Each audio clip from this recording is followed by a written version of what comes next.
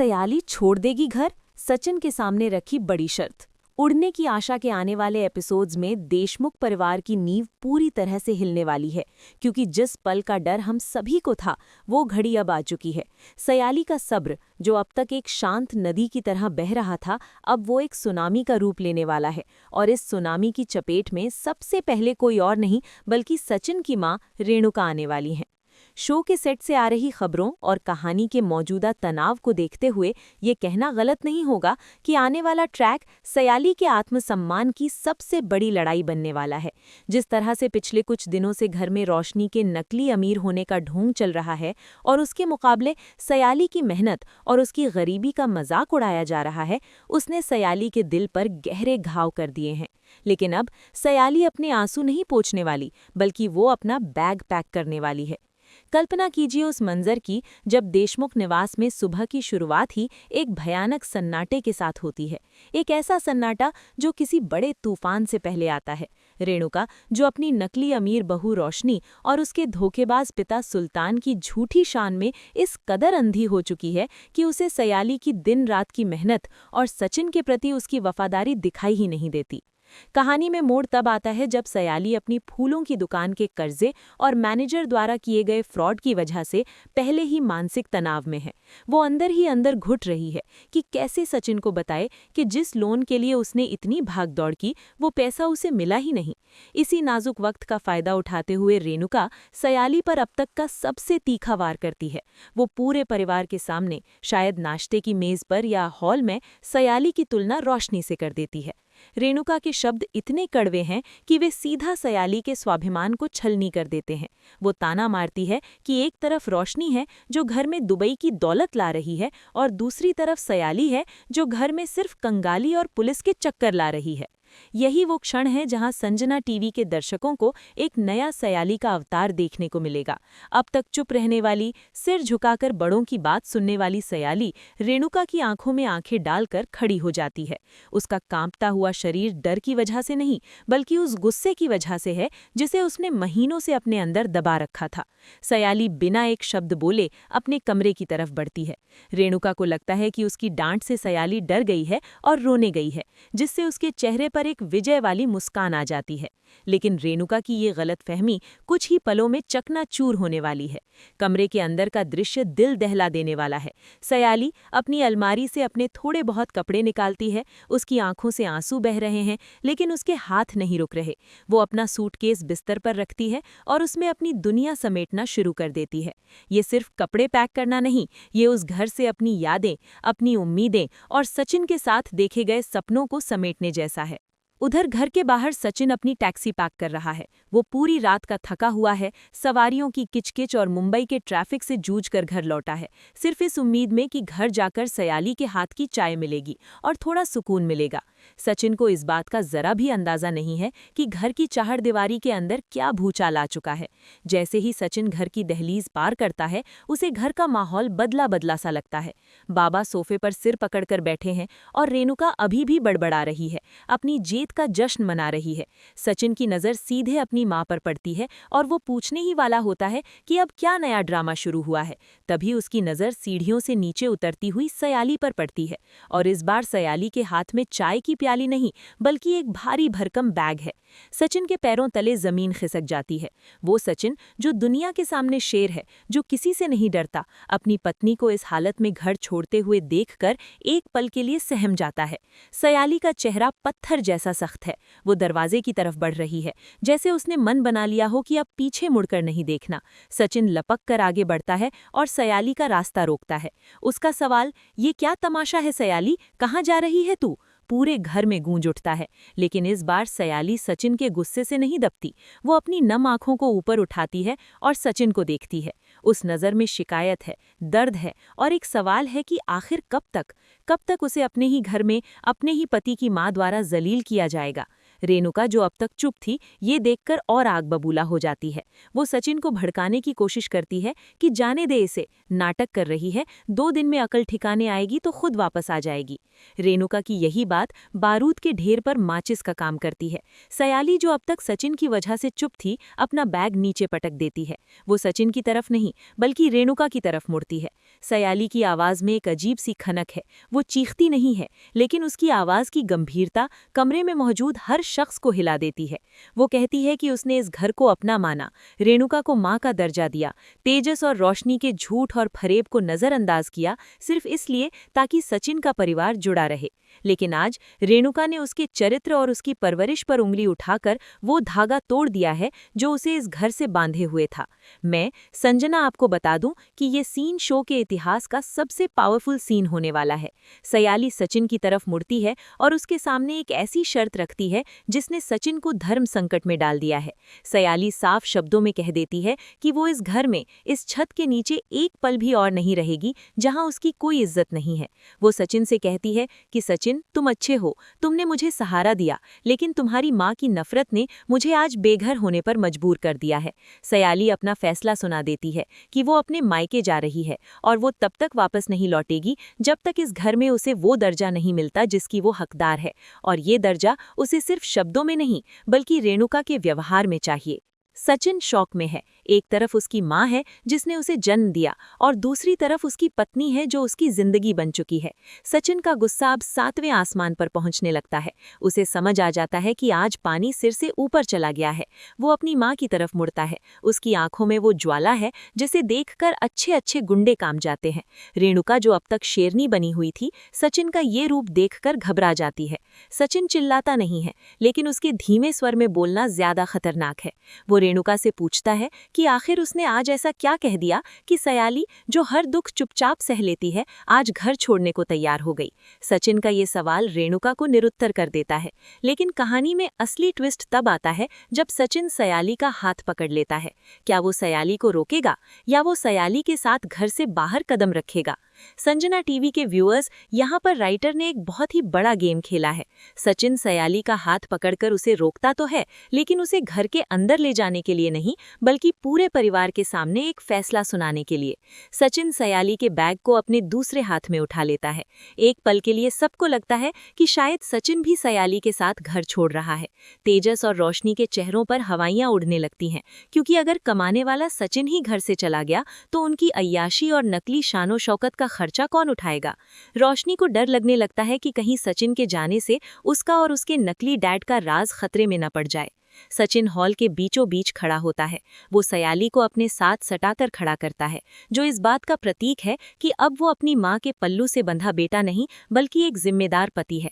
सचिन अपनी माँ रेणुका की आंखों में देखता है और एक ऐसी घोषणा करता है जो रेणुका के पैरों तले से जमीन खींच लेगी। वो कहता है कि सयाली कहीं नहीं जाएगी, क्योंकि ये घर जितना उसका है उतना ही सयाली का है। लेकिन अगर सयाली को इस घर में रहने के लिए अपनी इज्जत की भीख मांगनी पड़े तो ये सचिन के लिए शर्म की बात है। इसलिए सचिन एक बहुत बड़ी शर्त रखता है। वो कहता है कि अब से इस घर के खर्चे, घर का राशन, घर की बिजली का बिल, तेजस का पेट्रोल और रोशनी की शॉपिंग सब सचिन जभी उठाएगा जब रेणुका सयाली से माफी मांगेगी और उसे घर की बड़ी बहू का सम्मान देगी। अगर ऐसा नहीं हुआ तो सचिन अपनी कमाई का एक पैसा भी रेणुका के हाथ में नहीं देगा। ये सुनकर रेणुका को ऐसा झटका लगता है जैसे उसे 440 वोल्ट का करंट लग गया हो। पैसे का नाम सुनते ही रेणुका की सारी अकड़ ढीली पड़ने लगती है, क्योंकि वो जानती है कि घर का असली पिलर सचिन ही है। लेकिन सयाली अभी भी मानने को तैयार नहीं है। उसका स्वाभिमान जाग चुका है। वो सचिन का हाथ झटक देती है। वो कहती है कि उसे जबरदस्ती की इज्जत या पैसों के दम पर खरीदी हुई माफी नहीं चाहिए। सयाली का ये रूप सचिन को भी हैरान कर देता है। वो पहली बार सयाली के अंदर की उस आग को महसूस करता है जो अब तक दबी हुई थी। सयाली कहती है कि सचिन भले ही उसे रोकने की कोशिश कर रहे हों, लेकिन जब तक रेणुका के दिल से मैल नहीं जाएगा, इस घर में रहना उसके लिए नरक जैसा है। सयाली अपना बैग वापस उठाती है और दरवाजे की तरफ बढ़ती है। सचिन बेबस होकर उसे जाते हुए देखता है और पीछे रेणुका खड़ी है, जो अभी भी अपनी गलती मानने को तैयार नहीं है, लेकिन उसके चेहरे पर पैसों के जाने का डर साफ दिख रहा है। सयाली का घर की दहलीज पार करना सिर्फ एक घटना नहीं है, बल्कि ये सचिन और सयाली के रिश्ते की सबसे बड़ी परीक्षा है। जैसे ही सयाली गेट से बाहर निकलती है, आसमान में बादल गरजने लगते हैं, जैसे कुदरत भी इस अन्याय पर अपना गुस्सा दिखा रही हो। सचिन दौड़कर बाहर जाता है। बारिश शुरू हो चुकी है। वो सयाली को पुकारता है, सयाली रुक जा, लेकिन सयाली बारिश में भीगते हुए ऑटो रिक्शा के लिए हाथ देती है। सचिन उसके पास पहुंचता है। भीगते हुए दोनों एक दूसरे को देखते हैं। यहाँ यहाँ कोई डायलॉग नहीं है, सिर्फ बारिश की आवाज और दो टूटे हुए दिलों की खामोशी है। सचिन जानता है कि आज अगर सयाली चली गई तो शायद उनके बीच की दूरी कभी नहीं भर पाएगी। वो सयाली के सामने हाथ जोड़ता है, न कि रुकने के लिए बल्कि एक मौका मांगने के लिए। वो कसम खाता है कि वो सब ठीक कर देगा। वो उस मैनेजर को भी नहीं छोड़ेगा जिसने सयाली को ठगा है, और अपनी माँ को भी सुधार कर रहेगा। पर क्या सयाली रुकेगी या उसका फैसला अटल है? क्या ये सचिन के जीवन में एक नए अकेलेपन की शुरुआत है? और क्या सयाली के जाने के बाद रेणुका को अपनी गलती का एहसास होगा, या वो रोशनी को घर की मालकिन बनाकर और बड़ी मुसीबत को न्योता देगी? ये तो बस शुरुआत है उस हाई वोल्टेज ड्रामा की जो संजना टीवी पर हम डिकोड कर रहे हैं। अभी तो कहानी में और भी कई परतें हैं जो खुलनी बाकी हैं। बारिश की वो रात देशमुख परिवार के इतिहास में काले अक्षरों में लिखी जाने वाली है। जैसा कि संजना ने आपको पिछले भाग में बताया था, सचिन की तमाम कोशिशों और ये सुनते ही सचिन के दिमाग में जैसे बिजली कौंध जाती है। उसे याद आता है कि पिछले कुछ दिनों से सयाली कितनी खोई खोई थी, कैसे वो छुप छुप कर रोती थी, और घर में रेणुका के तानों के साथ साथ बाहर की इस मुसीबत ने उसे कितना तोड़ दिया था। सचिन को अपने आप पर घिन आती है कि पति होने के नाते उसे सयाली की इस परेशानी की भनक तक नहीं लगी। लेकिन अब दुख मनाने का वक्त नहीं है, अब वक्त है हिसाब बराबर करने का। सचिन का एंग्री यंग मैन अवतार अब पूरी तरह से जाग चुका है। वो उस कर्मचारी से उस मैनेजर का नाम और ऑफिस का पता पूछता है। रात के बावजूद सचिन ठान लेता है कि आज वो इस मामले को खत्म करके ही दम लेता। कहानी में ट्विस्ट तब आता है जब सचिन को पता चलता है कि वो मैनेजर अभी भी अपने ऑफिस के पास किसी बार या क्लब में है, अपनी जीत का जश्न मना रहा है। सचिन अपनी टैक्सी स्टार्ट करता है। गाड़ी की रफ्तार उतनी ही तेज है जितनी उसके दिल की धड़कनें। संजना टीवी के दर्शकों, आप कल्पना कर सकते हैं उस सीन की जब सचिन उस जगह पहुंचता है। वहां मैनेजर अपने दोस्तों के साथ बैठकर शराब पी रहा है और मजाक उड़ा रहा है कि कैसे उसने एक फूल बेचने वाली लड़की को बेवकूफ़ बनाया। तभी एक जोरदार धमाके के साथ दरवाज़ा खुलता है। सब चौंक कर देखते हैं। सामने सचिन खड़ा है, भीगा हुआ, कीचड़ में सना हुआ और आंखों में खून उतरा हुआ। मैनेजर सचिन को पहचानता नहीं है और बदतमीजी से पूछता है, कौन है बे तू? सचिन कोई जवाब नहीं देता। वो सीधे जाकर मैनेजर के कॉलर को पकड़ता है और उसे कुर्सी से ऐसे उठा लेता है जैसे वो कोई कागज का पुतला हो। वहां मौजूद बाकी लोग डर के मारे पीछे हट जाते हैं। सचिन एक ही सवाल पूछता है, मेरी बीवी के पैसे कहाँ हैं? मैनेजर पहले तो हेकड़ी दिखाता है, कौन बीवी, कैसी बीवी? और यही उसकी सबसे बड़ी गलती साबित होती है। सचिन का घूंसा मैनेजर के जबड़े पर पड़ता है और वो दूर जाकर गिरता है। बार के अंदर अफरा तफरी मच जाती है। सचिन मैनेजर को बालों से पकड़कर घसीटते हुए बाहर सड़क पर लाता है। बारिश अभी भी हो रही है। सचिन उसे तब तक नहीं छोड़ता जब तक वो मैनेजर गिड़गिड़ाने नहीं लगता। सचिन की हर मार के साथ उसका गुस्सा निकलता है। एक मार रेणुका के तानों के लिए, एक मार अपनी लाचारी के लिए और एक मार सयाली के आंसुओं के लिए। आखिरकार डर के मारे मैनेजर सब कुछ उगल देता है। वो कबूल करता है कि उसने फ्रॉड किया है और वो तुरंत पैसे वापस करने को तैयार हो जाता है। सचिन उसे चेतावनी देता है कि अगर कल सुबह तक सयाली के बैंक अकाउंट में एक एक पैसा और हर्जाना वापस नहीं आया तो अगली बार वो उसे पुलिस के हवाले नहीं करेगा बल्कि सीधे ऊपर पहुंचा देगा। सचिन उसे वहीं कीचड़ में पड़ा छोड़कर अपनी टैक्सी की तरफ बढ़ता है। उसके हाथ छिल गए हैं, खून निकल रहा है, लेकिन उसे दर्द महसूस नहीं हो रहा। उसे बस एक सुकून है कि उसने सयाली की एक मुसीबत कम कर दी है। लेकिन असली सवाल अभी भी वही है, सयाली कहाँ है? सचिन जानता है कि सयाली अपने मायके गई होगी। वो गाड़ी घुमाता है और सयाली के मायके की तरफ चल पड़ता है। रात बहुत हो चुकी है। जब वो वहां पहुंचता है तो देखता है कि घर की बत्ती जल रही है। सयाली के बाबा और भाई बाहर ही बैठे हैं। उनके चेहरों पर चिंता की लकीरें हैं। सयाली घर के अंदर है, लेकिन उसने दरवाज़ा बंद कर रखा है। सचिन को देखते ही सयाली के पिता और भाई गुस्से से खड़े हो जाते हैं। सयाली के भाई का गुस्सा जायज़ है। वो सचिन का कॉलर पकड़ लेता है। क्यों आए हो अब? मेरी बहन को रुलाकर अब क्या तमाचा करने आए हो? सचिन कोई विरोध नहीं करता। वो हाथ जोड़कर खड़ा हो जाता है। वो कहता है, मुझे बस एक बार सयाली से बात करने दो। मैं उसे ले जाने नहीं आया हूँ, मैं बस उसे ये बताने आया हूँ कि वो अकेली नहीं है। संजना, ये सीन बहुत ही इमोशनल होने वाला है। दरवाजे के पीछे खड़ी सयाली सब सुन रही है। सचिन बंद दरवाजे से बात करता है। वो सयाली को बताता है कि उसे मैनेजर वाली बात पता चल गई है और उसने उसका हिसाब कर दिया है। वो कहता है, सयाली, तूने मुझसे इतना बड़ा दर्द क्यों छिपाया? क्या मैं इतना बुरा हूँ? सचिन की आवाज़ भर आती है। वो वादा करता है कि वो तब तक यहीं बाहर दरवाजे पर बैठा रहेगा, बारिश में, जब तक सयाली उसे माफ़ नहीं कर देती या कम से कम एक बार उससे बात नहीं करती। उधर देशमुख निवास में हाहाकार मचा हुआ है। रेणुका को तेजस और रोशनी ने घेर लिया है। रोशनी, जो खुद एक नंबर की मतलबी है, रेणुका को भड़काती है। मम्मी जी, अगर सचिन भाव ने सच में पैसे नहीं दिए तो मेरी शादी की रस्में कैसे होंगी? मेरे डैड क्या सोचेंगे? रेणुका सिर पकड़कर बैठी है। उसे अपनी गलती का एहसास तो नहीं है, लेकिन उसे अपनी तिजोरी खाली होने का डर सता रहा है। तभी रेणुका के दिमाग में एक और खतरनाक प्लान आता है। वो सोचती है कि अगर सचिन सयाली के पीछे पागल हो गया है तो क्यों न सयाली के चरित्र पर ही ऐसा दाग लगा दिया जाए कि सचिन खुद उससे नफरत करने लगे। रेणुका रोशनी के साथ मिलकर एक नई साजिश रचने की तैयारी करती है, बिना ये जाने कि उसका बेटा अब बदल चुका है। रात बीत जाती है, सुबह का सूरज निकलता है, लेकिन सचिन अभी भी सयाली के मायके की दहलीज पर गीले कपड़ों में सिर झुकाए बैठा रहता है। सयाली के पिता उसे देखकर पिघलने लगते हैं, लेकिन सयाली का दरवाज़ा अभी भी बंद है। क्या सयाली दरवाज़ा खोलेगी? क्या सचिन का ये त्याग सयाली का दिल जीत पाएगा? और उधर रेणुका की नई साजिश क्या गुल खिलाएगी? क्या सचिन और सयाली का रिश्ता इस तूफान को झील पाएगा?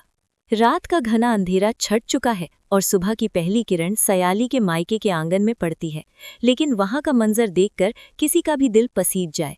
जैसा कि संजना ने आपको बताया था, पूरी रात तेज बारिश हुई और उस बर्फीली ठंड में सचिन उसी जगह, उसी दहलीज पर पत्थर की मूरत बना बैठा रहा। उसके शरीर में अब इतनी ताकत भी नहीं बची है कि वो खुद खड़ा हो सके।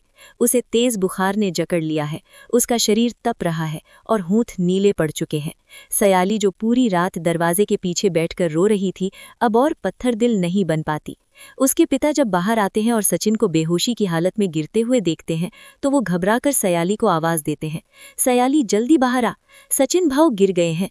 ये सुनते ही सयाली के सब्र का बांध टूट जाता है। उसका गुस्सा, उसकी नाराजगी एक पल में हवा हो जाती है और सिर्फ एक पत्नी की चिंता बाकी रह जाती है। वो नंगे पैर दौड़ते हुए बाहर आती है। सचिन को जमीन पर पड़ा देख उसकी चीख निकल जाती है। वो सचिन का सिर अपनी गोद में रख लेती है। सचिन अपनी भारी पलकें खोलता है, धुंधली नजरों से सयाली को देखता है और उसके चेहरे पर एक फीकी सी मुस्कान आ जाती है। वो कांपते हुए होंठों से बस इतना ही कहता है, तुझे देखा, अब चैन है। ये दृश्य इतना भावुक है कि वहां खड़े सयाली के भाई और पिता की आंखों में भी आंसू आ जाते हैं। सयाली और उसके घर वाले मिलकर सचिन को अंदर ले जाते हैं। सयाली खुद अपने हाथों से उसकी सेवा करती है, माथे पर पट्टियां रखती है और उसे गर्म काढ़ा पिलाती है। लेकिन संजना टीवी के दोस्तों, असली कहानी तो अब शुरू होती है जब सचिन को होश आता है। दोपहर तक सचिन की हालत में थोड़ा सुधार होता है। वो उठकर बैठने की कोशिश करता है।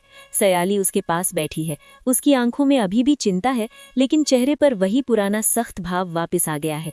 सचिन सयाली का हाथ पकड़ता है और उससे घर चलने की जिद नहीं करता। यही इस कहानी का सबसे बड़ा टर्निंग पॉइंट है। सचिन कहता है, सयाली, मैं तुझे अभी घर ले जाने नहीं आया हूँ। मैं जानता हूँ कि उस घर में तेरी आत्मा दुखी है। मैं बस तुझे ये बताने आया था कि मैंने उस मैनेजर को सबक सिखा दिया है। तेरे पैसे तुझे वापस मिल जाएंगे। और रही बात मेरे घर की, तो मैं वादा करता हूँ मैं तुझे तभी वापस लेने आऊँगा जब रेणुका देशमुख खुद अपने पैरों पर चलकर यहाँ आएगी और तुझसे हाथ जोड़कर माफ़ी मांगेगी। सयाली हैरान रह जाती है। उसने सचिन से ऐसी समझदारी और इतने बड़े फैसले की उम्मीद नहीं की थी। वो सचिन को देखती रह जाती है। सचिन वहां से उठता है। हालांकि वो अभी भी कमजोर है, लेकिन उसका इरादा लोहे जैसा मजबूत है। वो सयाली के पिता के पैर छूता है और कहता है कि आपकी बेटी की जिम्मेदारी मेरी है, लेकिन उसे वो सम्मान दिलाने के लिए मुझे थोड़ा वक्त चाहिए। सयाली दरवाजे पर खड़ी होकर सचिन को जाते हुए देखती है। इस बार विदाई आंसुओं के साथ नहीं, बल्कि एक नए भरोसे के साथ होती है।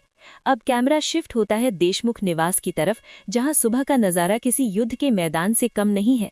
देशमुख निवास के दरवाजे पर लेनदारों की लाइन लगी है। दूध वाला, राशन वाला और धोबी सब अपना बकाया मांग रहे हैं। रेणुका अपनी आदत के मुताबिक चिल्ला रही है, कहाँ मर गया सचिन, उसे आने दो, वो देगा पैसे। लेकिन सामने खड़े लोग अब और सुनने को तैयार नहीं हैं। वो कहते हैं, हमें सचिन भाव से मतलब नहीं, सामान आपने लिया है तो पैसे आप देंगी।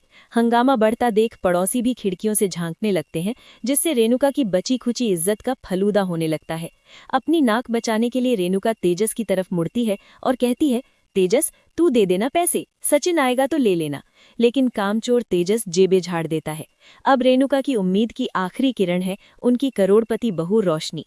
रेणुका बड़े मान से रोशनी से कहती है, बहू तू अपना कार्ड दे दे, बाद में कैश ले लेना। यहाँ रोशनी की सिट्टी पिट्टी गुम हो जाती है। वो बहाना बनाती है कि उसका इंटरनेशनल कार्ड यहाँ की मशीन में नहीं चलेगा या सर्वर डाउन है। आखिरकार अपनी इज्जत बचाने के लिए रेणुका को अपनी अलमारी से कुछ छिपा कर रखे हुए पैसे और शगुन के लिफाफे निकालकर उन्हें देने पड़ते हैं। उस वक्त रेणुका के चेहरे पर जो दर्द था वो देखने लायक था, क्योंकि पैसा उसकी जान से ज्यादा प्यारा है। शाम होते होते सचिन घर लौटता है। वो कमजोर दिख रहा है, लेकिन उसकी आंखों में गजब की शांति है। रेणुका उसे देखते ही शेरनी की तरह उस पर टूट पड़ती है। वो उसे कोसती है, कहाँ मर गया था, आज मेरी इतनी बेइज्जती हुई, घर में खाने को नहीं है और तू गायब है। सचिन चुपचाप सोफे पर बैठता है और पानी का गिलास पीता है। फिर वो जो कहता है वो रेणुका के अहंकार को चकनाचूर कर देता है। सचिन बेहद शांत स्वर में कहता है, आई, मैंने कहा था ना, जिस घर में मेरी पत्नी की इज्जत नहीं वहां मेरा पैसा नहीं। आज तो सिर्फ दूध वाले ने तगादा किया है, कल बिजली कटेगी, परसों राशन खत्म होगा। और हाँ, तेजस और रोशनी से कह देना कि अपनी ऐश और आराम का खर्चा खुद उठाएं। सचिन ऐलान कर देता है कि वो अपनी कमाई का एक हिस्सा सयाली के पास भेजेगा और बाकी खुद पर खर्च करेगा। लेकिन इस घर के ड्रैक्युला यानी लालची लोग अब उसका खून नहीं चूस पाएंगे। अगले 2 दिन देशमुख परिवार के लिए नर्क बन जाते हैं। घर में काम वाली बाई भी पैसे न मिलने पर काम छोड़ देती है। रोशनी और तेजस जो रेणुका के लाडले थे, अब भूख और काम के बोझ से पागल होकर रेणुका से ही लड़ने लगते हैं। रोशनी ताना मारती है, मम्मी जी कैसा घर है ये, न एसी चल रहा है न खाना बना है। रेणुका को पहली बार एहसास होता है कि सयाली, जिसे वो दिन रात कोसती थी, वो बिना उफ किए घर का कितना काम संभालती थी और सचिन की कमाई की कद्र करती थी। रेणुका अकेली पड़ जाती है। उसे समझ आ जाता है कि रोशनी और तेजस सिर्फ उसके पैसों के सगे हैं, सेवा के नहीं। आखिर में